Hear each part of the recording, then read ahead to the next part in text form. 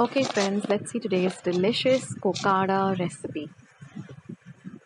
It's really simple, just 2 or 3 ingredients. So now first I'm going to get my tender coconut ready. So I go to my coconut guy and I ask him just to give me the best coconut that he has with a lot of malai in it.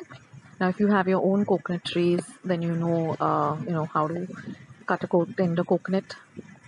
So basically, you got to get really lovely malai from the tender coconut, and don't waste the water. The water is also delicious. So I was just taking a clip of my regular coconut guy cutting the tender coconut, especially for people in Mumbai who don't really have access to coconut trees.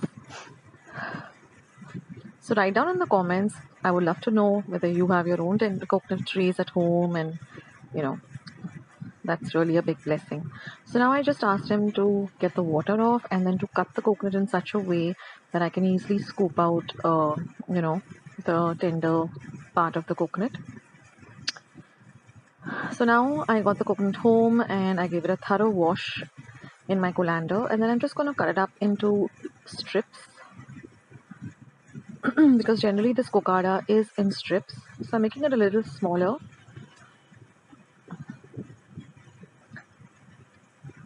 Take a nice sharp knife and I got about a cup of tender coconut.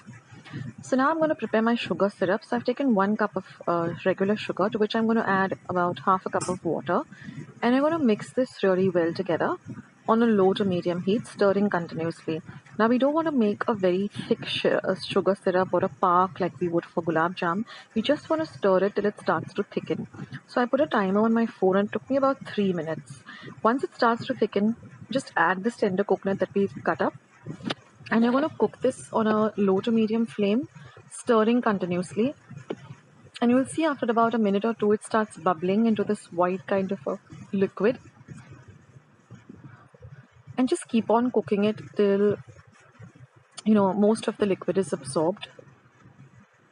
And now I'm just going to add a little bit of food color. Now this is completely optional. The reason I'm adding food color is that I did not get my hands on colored wax paper, so I'm just using regular butter paper that I have. So if you can get colored wax paper, then you can leave it white. That's how it is traditionally eaten. I mean that's how it looks traditionally, but I do not have color paper, so I went with pink gel color. So this is how it looks. So when it comes to this stage, turn off the heat because it will crystallize immediately. So don't try to dry it up too much. It should be of this semi solid gel kind of a consistency. And then you're just going to transfer this onto the butter paper or the wax paper if you get your hands on it, and let it cool down completely. So I just put it in a bowl so that I don't mess up the place, and I put the butter paper in the center, and I just put scoops full of it, and it crystallizes almost immediately, and after 5 minutes you can just enjoy this lovely sweet. So do try out this recipe. It is amazing. It's so delicious. Everyone at home just loved it. I mean, the tender coconut and the sugar syrup combination is just perfect, and it's a melt in the mouth sweet. So I hope you like this recipe, guys. I'll catch you soon. This is Akshita signing off. Bye.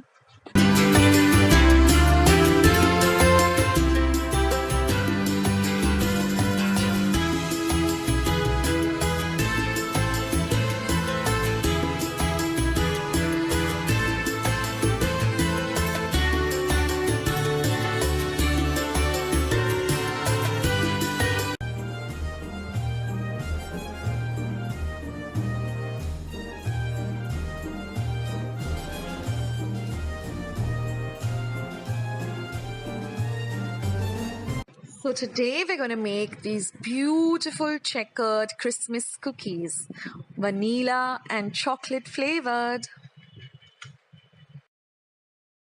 Everyone, and welcome to Akshita's Recipes. Thank you so much for stopping by. Well, now that the Christmas season is just around the corner, you're going to see loads and loads of Christmas recipes coming up on my channel. So go and check them out. I will leave a link of all my recipes that I've put up for the past 2 years, for the past 2 Christmases. You'll find all the links in my description box below. So this year I might repeat some of them, or I might come up with some new recipes. Most of my recipes are handed down to me by my mom in her Christmas recipe book.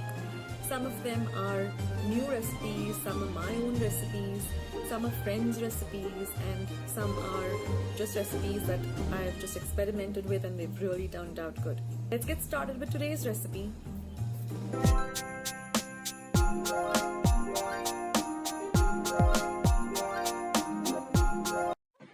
So in a large bowl, I've taken 200 grams of butter at room temperature, and using a whisk, we're just going to beat it till it's nice and light. You can use a hand whisk too. Now to this, I'm going to be adding about 150 grams of powdered sugar. I've just taken regular sugar and just powdered it in my blender or mixer, and I've added that to the butter. Now we're going to add half a teaspoon of vanilla essence or extract, and we're going to whisk everything well. And we're going to mix the butter and the sugar and the vanilla very well, because we want these lovely light cookies.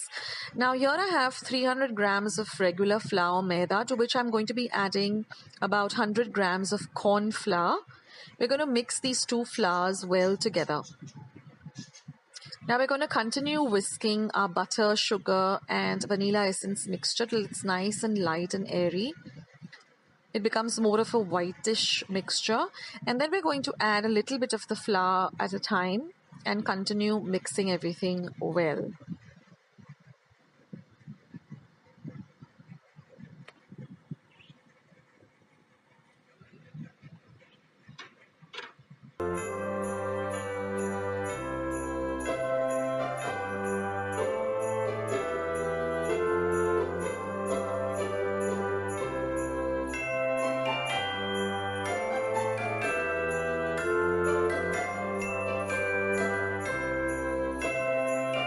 Now once we've mixed the dough well, we're going to divide it into 2 equal halves, and to one of the halves we're going to add about 3 tablespoons of cocoa powder, which is unsweetened cocoa powder.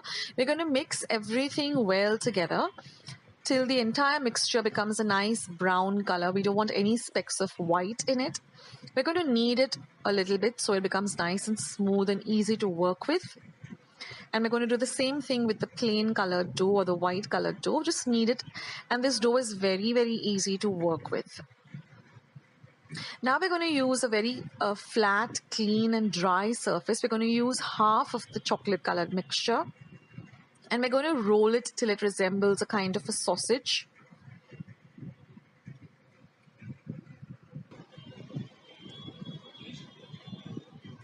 And we're going to do the same with the white colored dough. And then we're just going to put them together. Here is a closer look.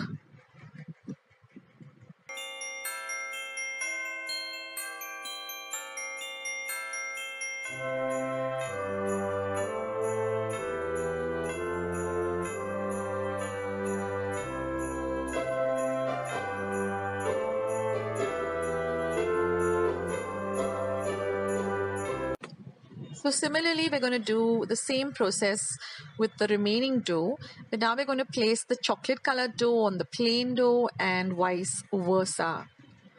Again, here is a closer look of how to place the doughs.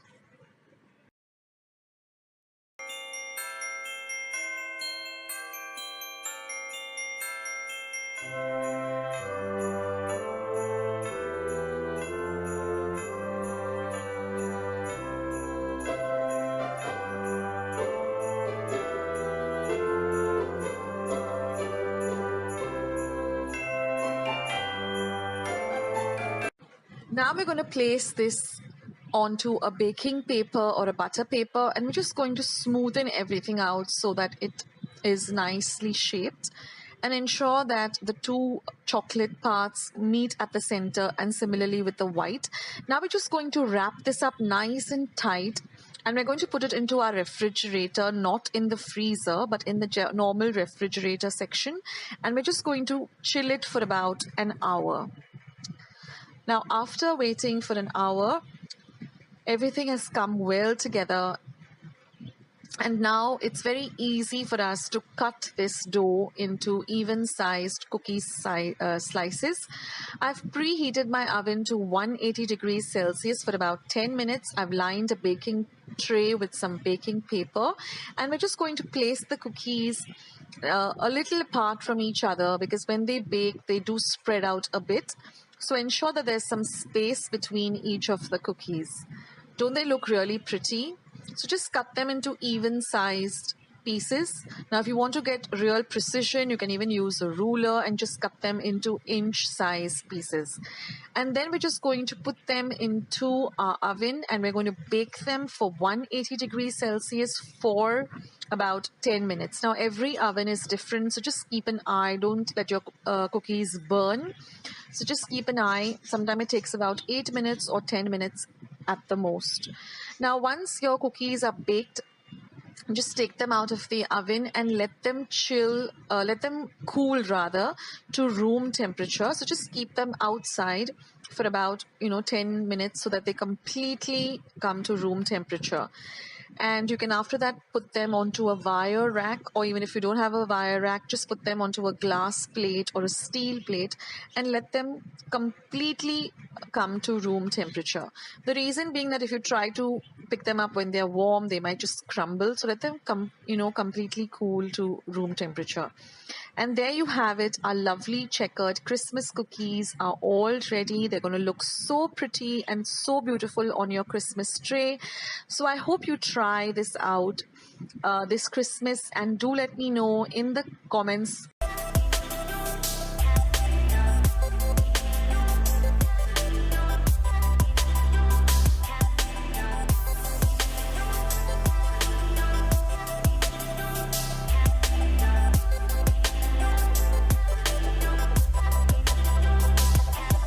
Start with today's Rava Ladu recipe. Now the first step is making the pak or the sugar syrup. So to a bowl, I've added 1 cup of sugar, regular sugar. You don't need to use powdered sugar. To that I'm going to add 3/4 of a cup of water. I'm going to turn on the flame to low to medium, and we're going to continuously stir the mixture till all of the sugar dissolves. After that, we're going to let the mixture boil by stirring in between for at least 7 to 8 minutes. Now, after 7 to 8 minutes, when the mixture thickens up, we need to check on the consistency. So take it on the back of your ladle or spoon and let the mixture cool, and then you check, and then you have to get a single thread consistency. So after 7 to 8 minutes, when you check the mixture, you will see that it comes to this one tar or one thread consistency. Now you know your mixture is ready. You can turn off the flame, and now we're just going to make some elaichi powder. So I've just peeled about 4 elaichis or cardamoms, and I'm going to grind them to a very fine powder in my mortar and pestle. If you have ready-made elaichi powder or cardamom powder, you can use that too, about half a teaspoon. And we are going to add this to our sugar syrup and mix it in well.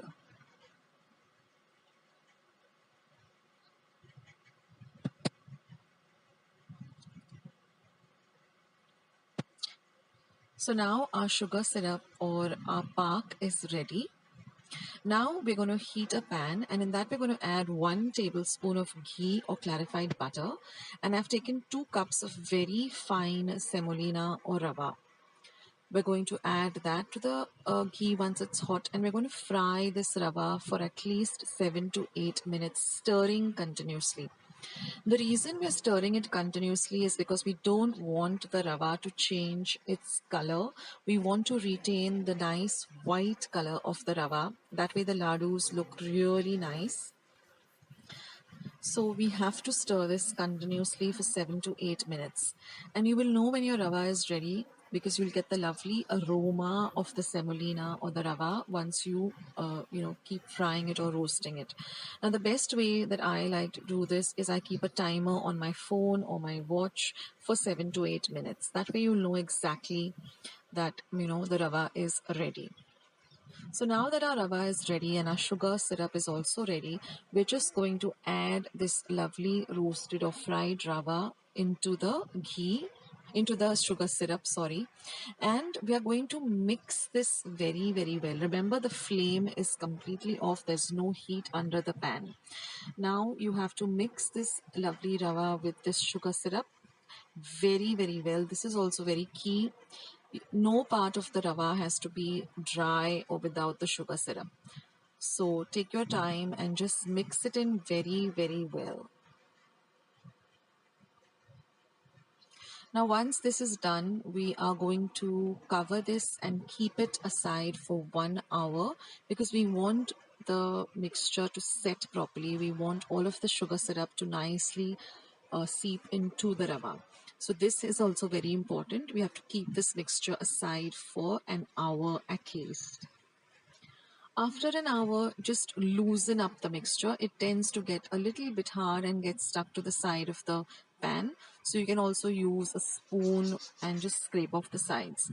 Now once our mixture is nice and loosened up, it's time to roll in the ladus. So just take a little mixture according to whatever size you prefer and just roll them out like this. They're very, very easy to roll because your mixture has set perfectly.